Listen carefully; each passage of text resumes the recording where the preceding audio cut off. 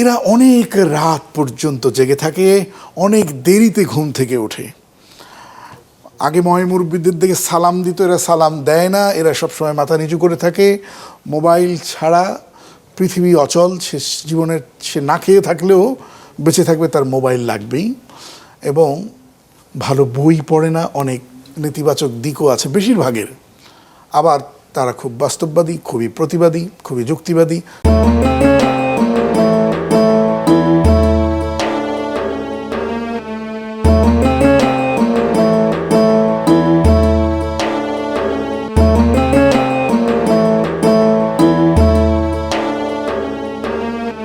সুপ্রিয় দর্শক, আসসালামু আলাইকুম ওয়া রাহমাতুল্লাহি ওয়া বারাকাতুহু। রমজানের এই শুভ সময়ে যে যেখান থেকে দেখছেন চ্যানেল 24, স্বাগত জানাচ্ছি আপনাদের প্রত্যেককেই। আমি খালিদ সাইফুল্লাহ বকশী। শুরু করছি আপনাদের জন্য আমাদের মাসব্যাপী বিশেষ আয়োজন আকিজ পাইপস নিবেদিত জীবন বিধান। এই আয়োজনে প্রতিদিন কোনো একটা বিষয় নিয়ে আমরা কথা বলি। আজ যে বিষয় নিয়ে কথা বলতে চাই, জেনারেশন, একাল সেকাল। ইসলাম কি বলে জানতে চাই, বুঝতে চাই, আর জানাতে বোঝাতে আমাদের সাথে যোগ দিয়েছেন বিশিষ্ট আলেমে দ্বীন, বিশিষ্ট ইসলামিক স্কলার, মানারাত ইন্টারন্যাশনাল ইউনিভার্সিটির সম্মানিত প্রফেসর ডক্টর মীর মনজুর মাহমুদ। শাইখ, স্বাগত আপনাকে। আসসালামু আলাইকুম ওয়া রাহমাতুল্লাহ। ওয়ালাইকুম আসসালাম ওয়া রাহমাতুল্লাহি ওয়া বারাকাতুহু।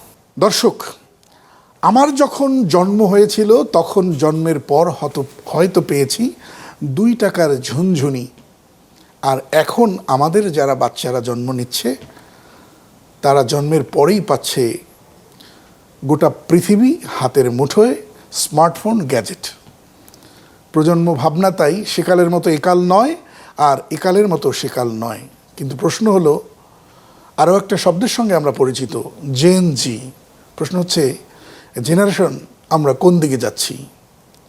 প্রাচ্যের অনুকরণে নাকি পাশ্চাত্যের অনুকরণে, নাকি ইসলামের ছাঁচ বা দেয়াল ভেঙে নতুন কোনো অজানা ঠিকানায়?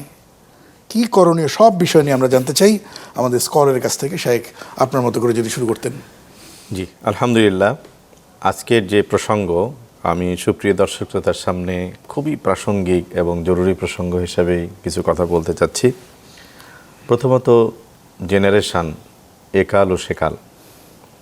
তো জেনারেশান মানে এটা ইংরেজি শব্দ, এর প্রতিশব্দ আমরা জানি এই প্রজন্ম বা জন্ম পরম্পরাকে যেটা আমরা বলে থাকি, সেটা হচ্ছে নবী সাল্লাল্লাহু আলাইহি সাল্লাম কার্ন বা যুগকে। জেনারেশন মানে যদি আমি যুগ বুঝি, তাহলে ইসলাম এটিকে কিভাবে দেখেছে? রাসূলুল্লাহ সাল্লাল্লাহু আলাইহি সাল্লাম বলেছেন, খয়রুল কুরুনি করনি সুম্মাল্লাযীনা ইয়ালুনাহুম সুম্মাল্লাযীনা ইয়ালুনাহুম, যে পৃথিবীর যুগ প্রবাহের মধ্যে উত্তম যুগ হচ্ছে কারনি, আমার যুগ। মানে উত্তম যুগ সময়ের মধ্যে সর্বোত্তম হচ্ছে আমার যুগ, তারপরে অর্থাৎ রাসূলুল্লাহ সাল্লাল্লাহু আলাইহি ওয়াসাল্লামের যুগ, তার প্রিয় সাথী সাহাবীদের যুগ। মোটা দাগে ইসলামের সমালোচনা করা হয় যে অন্ধকার যুগ, মরুর যুগ, চাষা ভূষাদের যুগ, শেখার নেই কিছু এখান থেকে।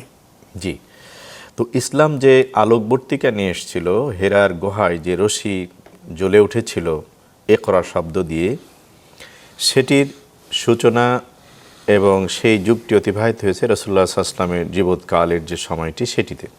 এটি একটি কারণ, এটি একটি যুগ। সেই যুগের মানুষকে নবীজির ভাষায় সর্বশ্রেষ্ঠ যুগ বলা হয়েছে। তাহলে এখানে শ্রেষ্ঠত্বের মাপকাঠি, ভালো মন্দের মাপকাঠি হচ্ছে খোদাই বিধান, আসমানি বিধান, কোরআন এবং সুন্নাহর ইমপ্লিমেন্টেশন, বাস্তবতা নির্ভর যে সমাজ, যে সমাজের মানুষ, যে সোসাইটাল ম্যানেজমেন্ট ব্যবস্থাপনা, সেটি হচ্ছে একটা উত্তম যুগের বৈশিষ্ট্য ধারক বাহক হওয়ার জন্য। এটি রাসূলুল্লাহ সাল্লাল্লাহু আলাইহি ওয়াসাল্লামের সময়কালে আমরা জানি যে 2 পরাশক্তি ছিল, রোম এবং পারস্য। তাদের গোয়েন্দা বিভাগের পর্যবেক্ষণে নবী করিম সাল্লাল্লাহু আলাইহি ওয়াসাল্লামের যুগের চরিত্র খুব সংক্ষেপে বলেছে যে হুম বিল লাইলি রুহবান অবিন নাহারি ফুরসান, যে এই প্রজন্মের মানুষেরা রাতে দরবেশ হয়ে যায় নামাজে, কখনো সাজদায় কখনো রুকুতে থাকে, আর অবিন নাহারি ফুরসান, দিনে এরা খুবই কর্মতৎপর যোদ্ধা, সত্যের ঝান্ডা নিয়ে গোটা পৃথিবী দৌড়িয়ে বেড়ানো এই প্রজন্মই জাতি। আজকের যে জেনারেশন আছে, এই জেনারেশনকে আমরা আলফা জেনারেশন বলছি, যেটার সূচনা 2010 থেকে ধরা হয়ে থাকে। এরা মূলত কোনো আদর্শ নির্ভর অথবা আদর্শের মানদণ্ডে উজ্জীবিত কোনো জনগোষ্ঠী নয়। তাহলে প্রশ্ন করবেন, তাহলে এদের আদর্শ কী, এদের লক্ষ্য কী, এরা ডেস্টিনেশন কী? তাহলে বলবো যে আজকের উন্মুক্ত দুনিয়াতে গোটা পৃথিবী তার কাছে, সকল পৃথিবীর কালচার, তারপরে মানে এডুকেশান, সব কিছু তাদের কাছে উন্মুক্ত।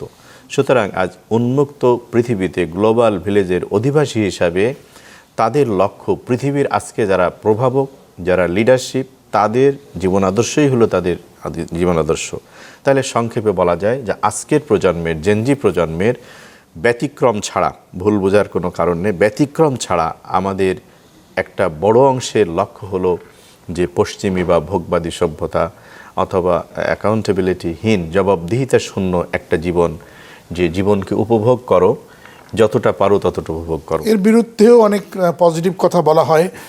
আমি যদি একটু বলি যে বলা হয়ে থাকে এরা খুবই বাস্তববাদী, এরা খুবই যুক্তিবাদী, এরা খুবই প্রতিবাদী, এরা অন্যায়ের সাথে আপোষ করে না। আবার নেতিবাচকও অনেক কথা আছে এদের অভ্যেস সম্পর্কে, সেগুলো নিয়ে বলবো একটা বিরতির পর। দর্শক দেখছেন আকিজ পাইপস নিবেদিত জীবন বিধান। ছোট্ট একটা বিরতির পর আবার আসছি।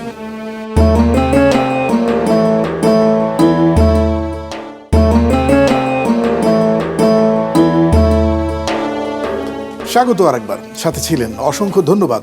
দর্শক দেখছেন জীবন বিধান আকিজ পাইপসের সৌজন্যে। এই আয়োজনে আজ আমরা কথা বলছি জেনারেশন একাল সেকাল। শাহেক বিরতির আগে খানিকটা বলেছি, এখন যেটা একটু জুড়ে দিতে চাই, দুটো মিলিয়ে যদি উত্তর দিতেন।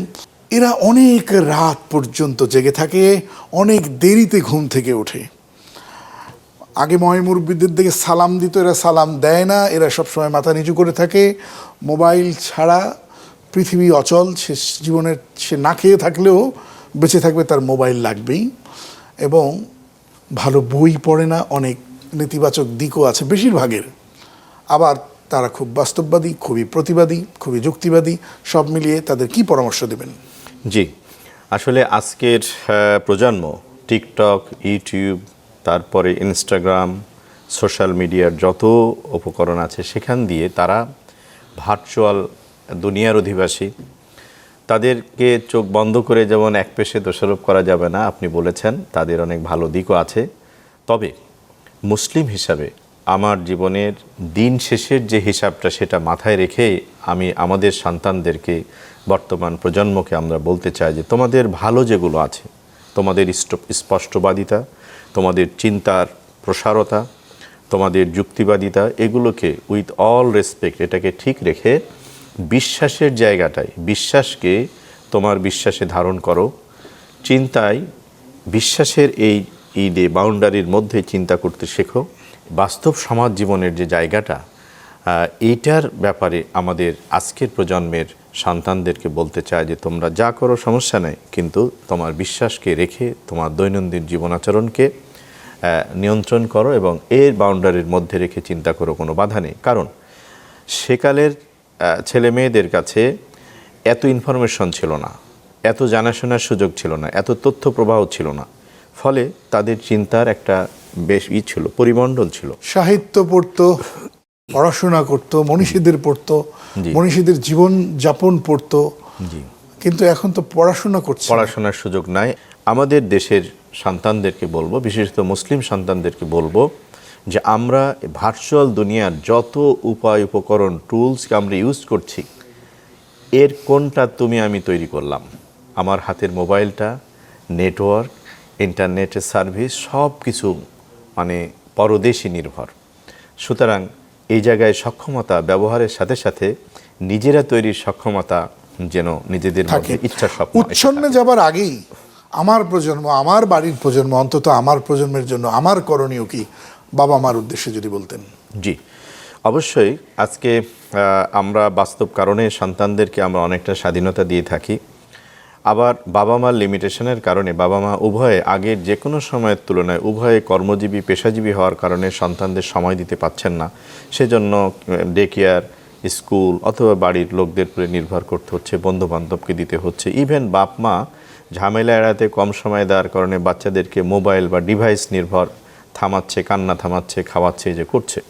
তা আমি বলবো যে যেটা সঙ্গত, যেমন একটা ছোট্ট বাচ্চার জন্য ডিভাইস ব্যবহার কতটা সঙ্গত কতটা অসঙ্গত, এই জিনিসটা প্রত্যেক বাবা মা যেটা বুঝি ওইটুকু মানি। আর যেটা না বোঝার থাকে সেটা ডাক্তারের পরামর্শ নেন। যেমন ঘাড় নিচু করে দীর্ঘ সময় যদি ডিভাইস দেখা হয় তাহলে আপনার ঘাড়ের কোনো ক্ষতি হতে পারে কিনা এটা ডাক্তারদের সাজেশন নেন। চোখের এই ভার্চুয়াল স্ক্রিনে তাকিয়ে থাকার ফলে চোখের কোনো ক্ষতি হয় কিনা এটা যে যতটুকু বুঝি ওইটুকু আমরা থাকি, কতটুকু দেখতে পারি সেটুকু দেখি। অর্থাৎ আমাদের ফিজিক্যাল যে হার্মনেসের জায়গা, ক্ষতির দিকগুলো আছে, এগুলো আমরা চিকিৎসকদের কাছে পরামর্শ নিই। আবার এই ডিভাইস ইউজের ক্ষেত্রে আমরা অ্যাডিক্টেড হয়ে যাচ্ছি। এই অ্যাডিকশান থেকেও বেরোনোর জন্য আজকে বহু ছেলে মেয়ে আমরা শুনি যে তারা পড়াশোনা করতেছে না, রাত জেগে জেগে ডিভাইস শেয়ার করে ক্লাস মিস করছে, ঘুমাচ্ছে, এগুলো করছে। সুতরাং ডিভাইস টেকনোলজি বা আজকের দুনিয়ার সদস্য হতে গিয়ে আমাদের ছেলেরা যেন অ্যাডিক্টেড হয়ে না পড়ে, যন্ত্র যেন আমাকে এই যন্ত্র না বানিয়ে ফেলে। আমাকে যেন যন্ত্র না বানিয়ে ফেলে। যন্ত্র আমার ধন্যবাদ জন্য, শেখ আমি আপনাকে। যন্ত্রের জন্য নয়, এটা মাথায় রাখ। মহামূল্যবান আলোচনা করবার জন্য সময় থাকলে আরও শুনতাম। দর্শক, আকিজ পাইপ নিবেদিত জীবন বিধান দেখছিলেন, শুনছিলেন। শেষ করব যাওয়ার আগে যে কথাটি বলতে চাই, যে নজরুল বলেছিলেন যে বিশ্বটাকে দেখব আমি আপন হাতের মুঠোয় ভরে। সেই নিয়ামত তো আমরা পেয়েছি, কিন্তু প্রশ্ন হচ্ছে যন্ত্র যখন আমার জীবনকে যন্ত্রই বানিয়ে ফেলছে তখন আমি আর মানুষ থাকছি না। প্রজন্মকে বলবো, প্রজন্ম তুমি বুদ্ধিমান, যুক্তিবাদী, বাস্তববাদী হও, কিন্তু তুমি বিজ্ঞানমুখী হও অবশ্যই। কিন্তু বিজ্ঞান তো বলছে অত রাতে জেগো না। বিজ্ঞান তো বলছে যে তুমি সকাল সকাল ঘুম থেকে ওঠো, তা তো তুমি উঠছো না। তুমি বয়সের আগেই বুড়ো হয়ে যাচ্ছ। তুমি তোমার শক্তি সামর্থ্য হারিয়ে ফেলছো, তুমি সোসাইটিকে হারিয়ে ফেলছো। 6 ইঞ্চি যন্ত্র তোমাকে একটা চক্করের মধ্যে ফেলে দিয়ে তুমি সমাজ থেকে এক অচেনা প্রাণী হয়ে গেছো। পরিবারের কাছেও তুমি কাছের নও, তুমি যেন অনেক দূরের। তুমি আর বাবা আর মা, ভাই বোন সবার এক ছাদের নিচেও থেকে যেন তুমি যোজন যোজন দূর। এ কেমন বাস্তববাদিতা, এ কেমন যুক্তিপূর্ণ মানসিকতা? প্রশ্ন রইল। শেষ করলাম আজকের এই আয়োজন। আসসালামু আলাইকুম রহমতুল্লাহ।